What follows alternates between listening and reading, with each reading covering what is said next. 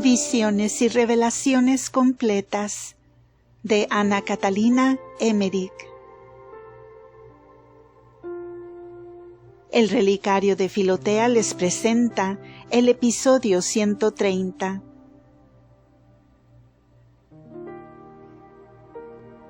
En todos los lugares donde llegaba Jesús se veían preparativos para la fiesta de los tabernáculos. Se traían artefactos de lata y se hacían tiendas ligeras de campaña y chozas de ramas y hojas en Betarramta y sobre los techos de las casas. Las doncellas estaban preocupadas en seleccionar flores y plantas y ponerlas en agua o en los sótanos y lugares frescos para conservarlas frescas. Como hay delante de esta fiesta varios días de ayuno, ya se hacen preparativos para las comidas de entonces y los muchos invitados. Las provisiones están repartidas entre varios encargados y se pagan a los pobres que ayudan. Y al fin de las fiestas se les da una comida y son recompensados por su trabajo. No se ven en estos lugares públicos casas para comprar o vender mercaderías. En Jerusalén, además de los lugares del templo, hay sitios apropiados con negocios y almacenes. En las otras ciudades, a lo más, hay cerca de la puerta una tienda donde venden mantas, especialmente por donde pasan las caravanas. No se ven gentes que estén sentadas en fondas, bebiendo juntas. A lo sumo se ve alguno que otro hombre junto a una tienda, a la entrada de la ciudad, con un jarrón de vino u otra bebida. Pasa un viajero, toma alguna bebida y sigue su camino.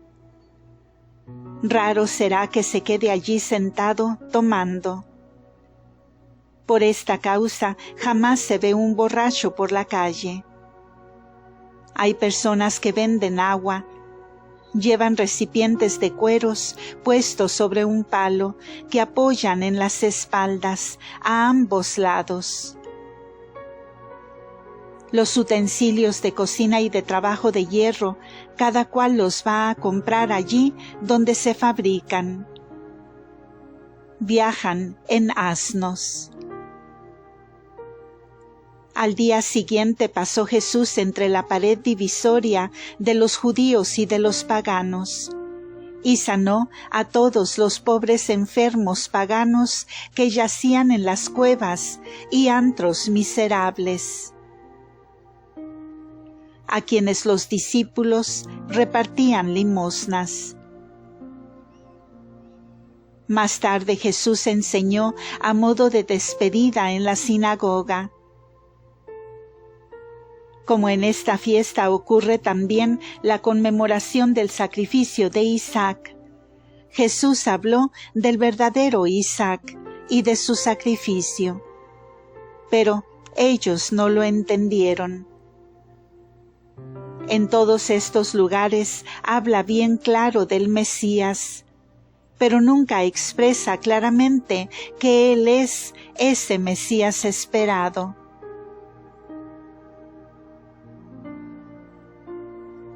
Jesús en Ávila.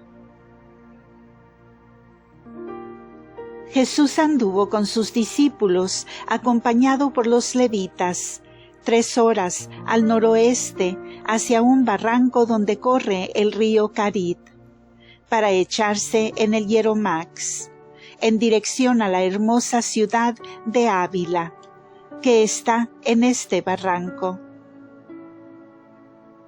Los levitas le acompañaron hasta una montaña y luego se volvieron.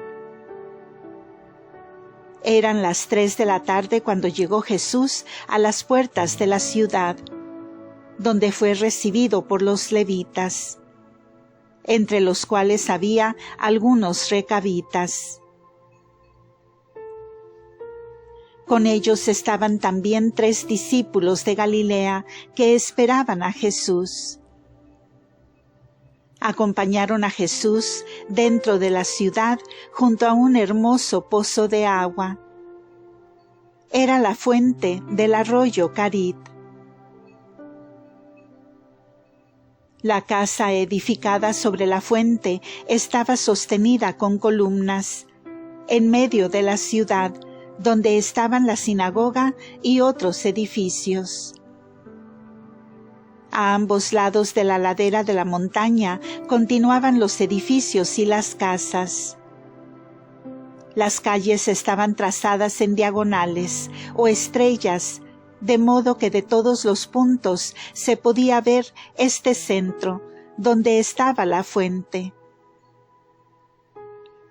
Junto a ella, los levitas lavaron los pies a Jesús y a sus discípulos, y les dieron la refección que acostumbraban.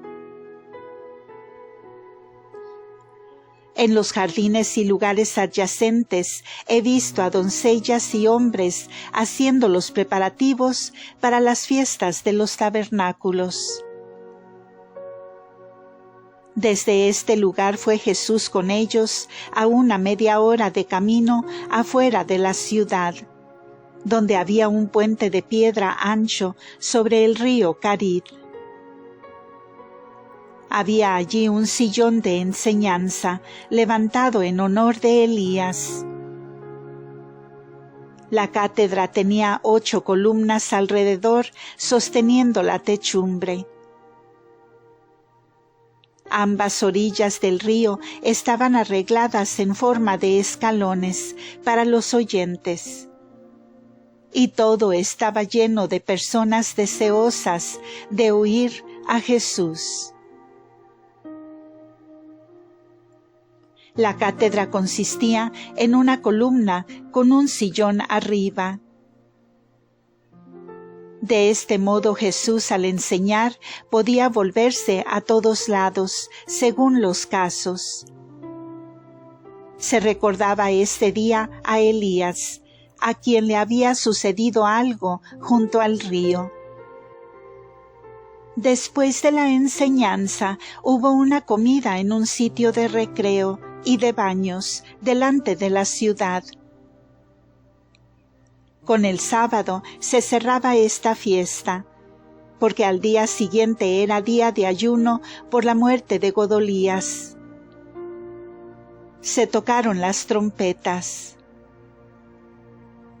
He visto en la ladera de la montaña, al este de la ciudad de Ávila, una única hermosa excavación de sepultura con un jardincito delante, y mujeres de 3 familias de la ciudad celebraban allí una conmemoración de muertos.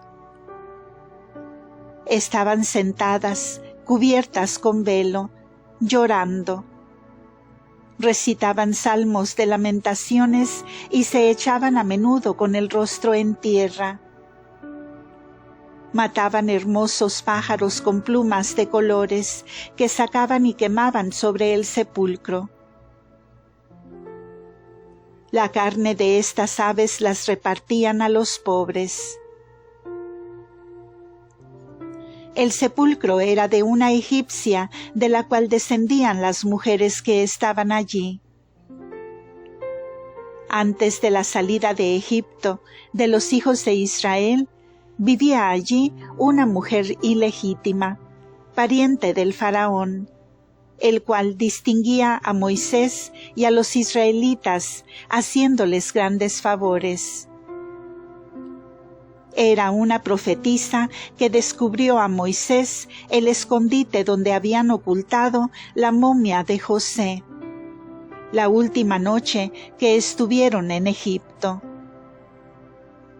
Se llamaba Ségola. Una hija de Ségola fue mujer de Aarón, pero se separó de ella y casó luego con Isabel, hija de Aminadab, de la tribu de Judá. Con Aminadab tenía la mujer repudiada una relación que ya no puedo recordar. La hija de Ségola, que fue enriquecida por Aarón y su madre, y que llevó muchos tesoros a la salida de Egipto, siguió a los israelitas en su salida del país. Casó luego con otro hombre y se unió a los madianitas, de la descendencia de Jetro. Los descendientes de estos se establecieron en Ávila. Vivían en tiendas y el cadáver de esta mujer estaba allí enterrado. Después de los tiempos de Elías, se edificó a Ávila, y entonces se establecieron permanentemente en la ciudad. En los tiempos de Elías yo no veía esta ciudad. O se edificó después, o si estaba antes, habría sido destruida en alguna guerra. Vivían ahora aún 3 familias de esa descendencia y celebraban la muerte de esta hija de Ségola. Su momia había sido traída aquí del desierto y sepultada. Las mujeres ofrecían a los levitas aros y joyas diversas en memoria de la muerta. Jesús habló y alabó a esta mujer y se refirió también a la compasión de su madre, Ségola, enseñando desde el sitial de Elías. Las mujeres oían las palabras de Jesús detrás de los hombres. En la comida, en ese lugar de recreo y de baños, estaban presentes muchos pobres, y cada comensal tenía que darles una parte de su porción. Al día siguiente he visto a los levitas llevar a Jesús a un gran patio con muchas celdas en derredor, donde había unos 20 ciegos de nacimiento y sordomudos, cuidados por enfermeros y médicos, porque era una especie de hospital. Los sordomudos eran como niños. Cada uno tenía un retazo de quinta donde plantaba o se divertía. Se acercaron todos a Jesús y con los dedos indicaban la boca. Jesús se inclinó y escribió con el dedo diversos signos en la arena. Ellos miraban con atención, y según lo que escribía, indicaban algún objeto de los alrededores. Así les hizo entender algo de Dios. No sé si hacía Jesús figuras o letras, y si antes habían sido ya algo instruidos. Después Jesús puso los dedos en sus oídos y les tocó con el pulgar y el índice debajo de la lengua. Se sintieron conmovidos fuertemente, miraban en torno, oían. Lloraron de alegría, hablaron y se echaron a los pies de Jesús, terminando por entonar una melodía sencilla de pocas palabras. Parecía algo a lo que cantaban los Reyes Magos en su viaje a Belén. Jesús fue entonces junto a los ciegos, que estaban silenciosos en una hilera. Oró y puso sus 2 pulgares sobre los ojos, y de pronto tuvieron vista. Vieron a su Salvador y Redentor, y mezclaron sus cantos de alabanza con los sordomudos, que lo alababan y podían ya oír sus enseñanzas. Era un espectáculo amable y sobremanera conmovedor. Toda la ciudad acudió a su encuentro. Cuando salió Jesús con los sanados, a los cuales mandó que se bañasen y lavasen. Después fue con los discípulos y levitas, a través de la ciudad, hacia la cátedra de Elías. Se había producido un gran movimiento en toda la ciudad. Habían soltado también, por el anuncio de los prodigios obrados, a algunos endemoniados. Corrían a un rincón de la calle algunas mujeres mentecatas que charlaban, gesticulaban y gritaban hacia él: «Jesús de Nazaret, tú eres el profeta, tú eres Jesús, tú eres el Cristo, el profeta». Eran mentecatas y locas, de índole tranquila. Jesús les ordenó que callaran y obedecieron al instante. Les puso las manos sobre la cabeza. Ellas se echaron a sus pies y lloraron. Se pusieron silenciosas. Se avergonzaron de sí mismas y fueron sacadas de allí por sus parientes. También algunos endemoniados furiosos se abrieron el paso entre la multitud y hacían ademán como si quisieran despedazar a Jesús. Él los miró y ellos acudieron como perros acosados a echarse a sus pies. Con un mandato hizo salir los demonios de ellos. Cayeron como en un desmayo, mientras salía un oscuro vapor de los cuerpos. Pronto volvieron en sí, lloraron, dieron gracias y fueron llevados por sus parientes.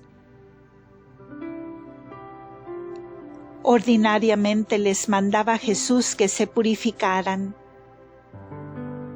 Luego enseñó de nuevo sobre el sitial de Elías, sobre el río, hablando de Elías, de Moisés y de la salida de Egipto. Con ocasión de los sanados, habló de las profecías que anunciaban que en tiempos del Mesías los sordos oirían, los mudos hablarían y los ciegos verían. Refirióse a aquellos que, viendo los signos, no querían creer.